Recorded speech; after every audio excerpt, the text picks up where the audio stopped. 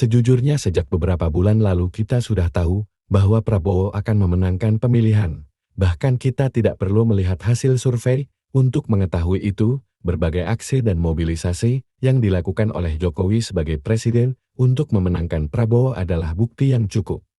Bahkan orang awam sekalipun paham bahwa tidak akan ada yang menang melawan kekuasaan negara. Di negeri ini kekuasaan negara sangat besar, ada di mana-mana, meliputi hampir semuanya. Oleh karena itu, tesis negara lemah, sama sekali keliru dan menipu. Kenyataannya negara amat sangat kuat, sebaliknya, masyarakat sipil amat sangat lemah. Bahkan kalau mengikuti definisi Cohen dan Aratu, mereka mungkin tidak pernah terbentuk di negeri ini. Yang ada di negeri ini adalah sekumpulan kelompok berbasis identitas yang kurang memiliki independensi di hadapan negara. Apa yang kemarin diributkan sebagai politik identitas pada dasarnya adalah politik identitas yang diciptakan oleh negara. Bertolak dari tesis negara yang amat sangat kuat, bukan hal yang sulit bagi Jokowi sebagai presiden untuk memenangkan Prabowo. Jokowi mempunyai semua sumber daya yang dibutuhkan untuk melakukan itu, termasuk mengkondisikan persepsi publik terhadap Prabowo. Di tingkat atas Jokowi menjerat para elit dengan dilema hukum, sedangkan di tingkat bawah dia mempersuasi atau mengintimidasi rakyat kecil dengan bantuan sosial. Atas dan bawah dikonsolidasikan agar meraih suara elektoral yang 50% tambah 1 di 20 provinsi. Angka tersebut berhasil dicapai secara sempurna pada 14 Februari 3 hari lalu. Di atas semuanya, Jokowi berpikir seperti umumnya rakyat Indonesia berpikir, persis pada titik ini, skeptisisme Plato terhadap demokrasi menemukan pembenarannya dengan argumen dari awal abad ke-18 yang problematik, Vox Populi Vox Dei.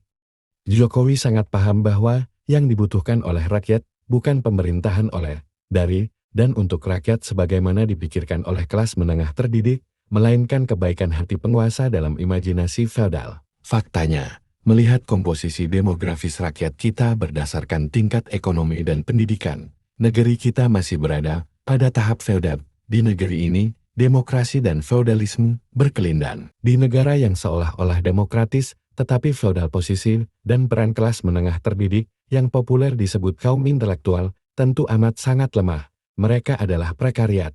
Mereka tergantung pada dua kekuatan yang menopangnya, negara dan orang kaya.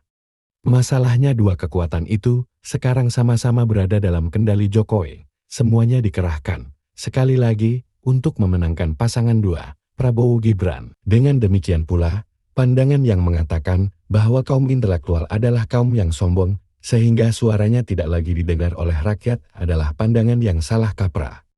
Intelektual kita adalah para PNS yang sesak nafas dihantui ancaman pemotongan tukil kalau tidak mempublikasi tulisannya di jurnal terindeks Scopus. Jadi bagaimana bisa sombong? Di sisi lain, para intelektual yang menggantungkan kebutuhan hidup kesehariannya dari derma orang kaya hanya bisa menunggu-nunggu dalam cemas siapa nanti yang akan menang biar bisa bergabung tepat waktu dengan memberi legitimasi bahwa pemilu kali ini baik-baik saja dan demokrasi Indonesia masih kuat dan bahkan lebih kuat daripada sebelumnya. Tentu saja Jokowi mampu mengendalikan semua proses itu melalui suatu latihan berkuasa yang amat sangat mengagumkan. Kalau bukan Machiavellian, sejak berhasil menggulung kekuatan Islam politik pasca aksi 212.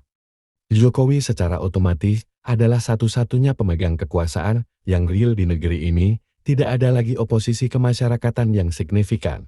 Apalagi sejak tahun 2019 Prabowo bergabung dalam pemerintahan. Kelompok kritis dari kalangan nasionalis abangan terlambat menyadari ini, sehingga suara Ganjar Mahfud jeblok tidak tertolong, sementara itu kalangan NU sudah sejak awal terbelenggu narasi anti-Wahabi. Sehingga secara psikologis mudah sekali bagi Jokowi untuk mencegah mereka memilih pasangan calon presiden wakil presiden yang ada PKS-nya. Para politisi PKB tidak mempunyai cukup waktu menghapus narasi yang sudah menebal dalam benak itu, sehingga dukungan warga ini terhadap Muhaimin Iskandar tidak signifikan. Jokowi memahami permainan algoritma kultural ini dan menggunakannya secara maksimal dan menang.